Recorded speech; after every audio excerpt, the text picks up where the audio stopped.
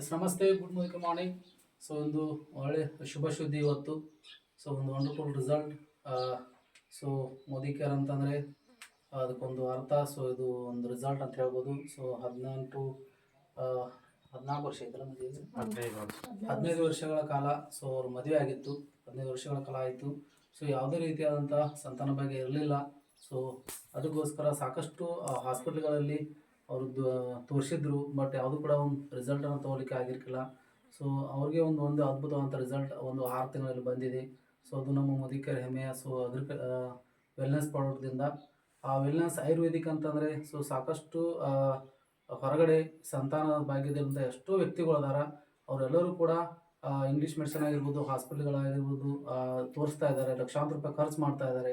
But ಆದರೂ ಕೂಡ result ಅಂತ ತೊಗೊಳಿಕ್ಕೆ ಆಗ್ತಾ ಇಲ್ಲ. ಬಟ್ ಆಯುರ್ವೇದಿಕದಿಂದ ಸಾಕಷ್ಟು ಮಿರಾಕಲ್ ಆಗ್ತಾ ಇದೆ.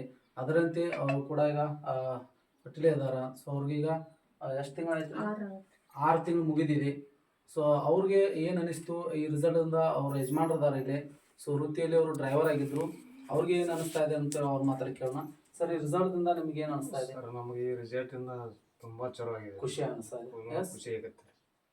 ಮತ್ತೆ ನೀವು ಎಷ್ಟು ದವಾಖಾನೆ ತೋರಿಸಿದ್ರಿ ಮೊದಲು ಭಾಳ ದವಾಖಾನೆ ತೋರಿಸಿವ್ರಿ ನಾವು. ಎಲ್ಲೆಲ್ಲಿ ತೋರಿಸಿದ? ಸೌಂದತ್ತಿ, ಧಾರವಾಡ, ಬೆಳಗಾವ್ ರೀ, ಗೋಕಾಕ, ಮುಂದೆ ರಾಮದುರ್ ರೀ, ಬಾಗಲಕೋಟೆ, ಹೌದು, ಹಿಂಗೆಲ್ಲ ತೋರಿಸಿವ್ರಿ. ಅದೇನು ಅಂದಾಜು ಖರ್ಚು ಎಷ್ಟು ಆಗಿರ್ಬೋದು ಸರ್? ಖರ್ಚು ಒಂದು 2-3 ಲಕ್ಷ ಆಗಿರ್ಬೋದು.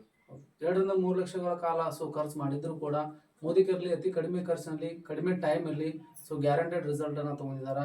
ಇವತ್ತು ನಾವು ರಿಪೋರ್ಟ್ ಕೂಡ ನೋಡ್ತಾ ಇದ್ದೀವಿ. ಸೊ ರಿಪೋರ್ಟಲ್ಲಿ ಕೂಡ ತಾಯಿ ಮಗು ತುಂಬಾ ಚೆನ್ನಾಗಿದೆ. ಸೊ ಒಳ್ಳೆ ಹೆಲ್ತ್ ಇದೆ.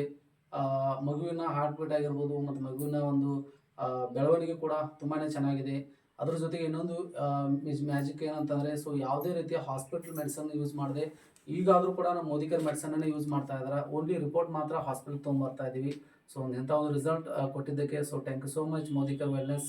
ಸೊ ಎಲ್ಲ ನಾನು ವೆಲ್ನೆಸ್ ಟ್ರೈನರ್ಗಾಗಿರ್ಬೋದು, ಆಮೇಲೆ ಸಮೀರ್ ಸರ್ಗಾಗಿರ್ಬೋದು, ನಾನು ಚಿರಋಣಿ ಆಗಿರ್ತೀನಿ. Thank you so much.